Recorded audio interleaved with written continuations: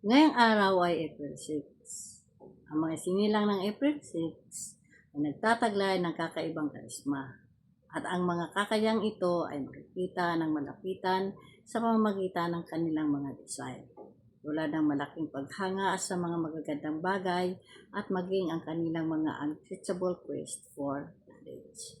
Ang kanilang mga kaisipan ay bukas sa lahat ng mga bagong oportunidad upang magkaroon ng mas magandang bagay na gagawin para sa kanilang buhay at sa kapwa. Ang isang hamon ng kanilang kakaharapin ay kung paano nila matutuhang pagkatiwalaan ng lubusan ang kanilang mga sarili.